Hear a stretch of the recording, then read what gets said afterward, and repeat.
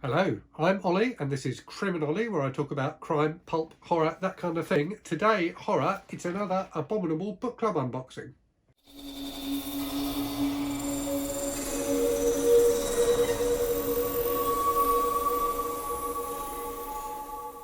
So I wasn't intending to do a video today, and in fact put a community post up to that effect with a poll on it. But then the postman turned up and he had my March Abominable Book Club box, so I thought I would do a quick video as I have time and get it open. And also because obviously because I do these as unboxing videos, I can't open the box until I do the video, so I will be stuck with this for a few days, not able to find out what was inside it, and I'm particularly keen to find out what's inside it because you will know that the last 2 months, if you've watched those videos, both months I ended up with a book I'd already got, so I'm fairly confident that way happened this month because I haven't had any new horror stuff come in, particularly UK horror come in recently. There was also, I think, in the Abominable newsletter, they suggested that a very few people will get an extra book this month. So they had some signed books from various authors, which I think they'd all got secondhand. So some people are going to get one of those this month as well. So I'm keeping my fingers crossed that I'm one of the lucky few, but who knows? Although I would say it is quite heavy this month. Well, I think the main book this month is a hardback, so that may explain it. Anyway, let's get into it and have a look. So as always, it's nicely sealed, but you can pull it open. My box this month is actually slightly damaged, so I hope everything inside is okay. I'm sure it will be. Right, okay, well, I've got a book right on the top, so no surprises there, or nothing to reveal anyway, because it's right on the top of the box. So let me pull that out. So I don't know this author, Will McLean. The book's called The Apparition Phase. Looks like a kind of ghost story from Penguin. But yeah, I've not heard of this author at all. It's not a new book, so it looks like it came out in 2020.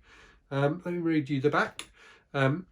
Twins Tib and Abby have always been very different from their peers, spending their evenings in the attic of their parents' suburban house, poring over reports of the unexplained, obsessed with photographs of ghostly apparitions.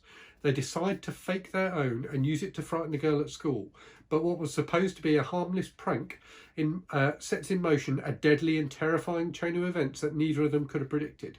Okay, that sounds good. And it says it's for fans of Andrew Michael Hurley, who wrote, I can't remember did you write The Loney, which I read, which was super creepy. So if it's as good as that, I will be very happy indeed. Oh, looks like this guy's worked as a scriptwriter in the TV business, so that kind of bodes well, hopefully. So yes, a nice ghost story to begin with. Up next, we have got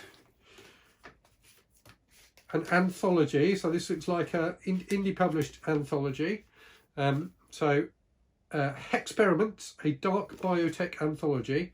So let me read you what's on the back. The science behind this charity anthology is engineered to bring exposure to its contributors and provide funding to support the homeless. The proceeds from each sale go directly to that cause. It's got some really good authors actually, so I won't go through the full list, but the ones I've read before are Tracy Fahey. I read a short story of her. A short story collection of hers a few years ago, which was excellent. And David Sodergren, I've read 3 of his novels, I think, and I really like those. So this does look like quite an interesting UK horror anthology. So that's a nice one to have, and certainly something I probably wouldn't have ended up picking up otherwise. Next up, we have the snack. So we've got some salt and vinegar love corn. So I am more of a fan of savoury snacks than sweet ones, I have to say. So a savoury snack always goes down well with me. We've got a pin from Abracadabra Apparel, which I believe is run by the same people who run the Abominable Book Club. So I don't know if you can see this or not, but it's rather cute. It's a Scary Stories to Tell in the Dark pin. Hopefully that's focused in okay. But that's very cute. I like that. Right, next up we have the drinks. So I will open those and show you what I got in there.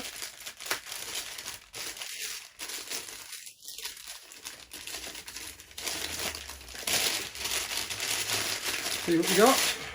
So these rather posh herbal tea bags, which they normally include. So this one's Earl Grey and Rosé, sounds quite nice.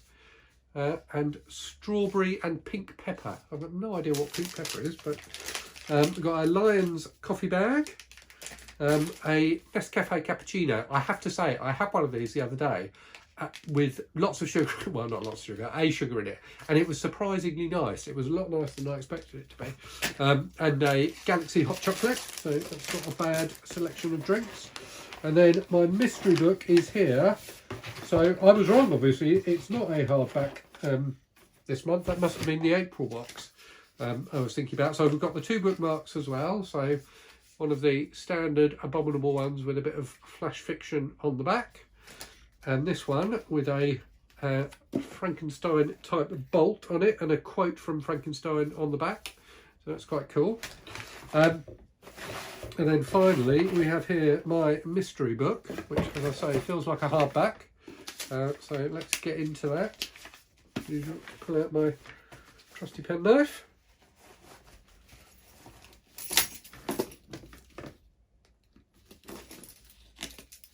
It's got the wax seal on the front as usual, which I rather like. So let's see what this is.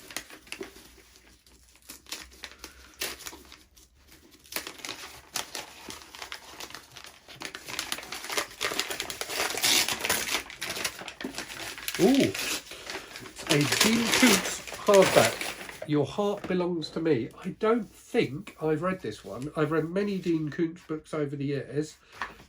This is a more recent one, I think, and I'm pretty sure I haven't read this one. So it's a 2008. So let me read you the blurb on this one as well. At 34, Ryan Perry never expected to find himself on a waiting list for a heart transplant with time running out. So when miraculously he receives a new heart and the transplant is a success, he thinks his troubles are over. A year later, he had never felt so good. But then he starts to receive heart-shaped gifts from an unknown person. He has the feeling he is being watched. $100,000 suddenly disappears from his bank account, donated to the cardiology department of the local hospital. And then comes a terrifying threat. Everything he has, his money, his reputation, his friends, his freedom, and his new heart will all be ripped away from him. He is promised a nightmare death. In grave danger, alone with his beating heart and its secrets, can Ryan unlock the mystery of the enemy who threatens his very existence. Prepare for the unexpected in this compelling and fast-paced thriller from the master of suspense. That sounds pretty good. As I've said in some of my other videos, I find Koontz quite hit or miss, but I do think when he's good, and he does do suspense very well. I quite like the cover of that as well. I've not seen this. I've seen this book before, but I don't think I've seen that cover, which is pretty decent. So that's not a bad haul. A nice pin. I never actually wear these pins. I should start wearing them, but I kind of feel like I'm too old to wear them. Some nice crunchy corn. A charity anthology by some indie authors, bit of Dean Koontz, and an interesting looking ghost story. So all in all, once again, I'm pretty pleased with what I have got from Abominable. My subscription has re-upped for next month, so I will definitely be doing this again next month. So yeah, let me know in the comments if you've read any of these. If you're an Abominable subscriber, let me know what your mystery book was. Yeah, thanks for watching, and I will talk to you all again very soon. Cheerio.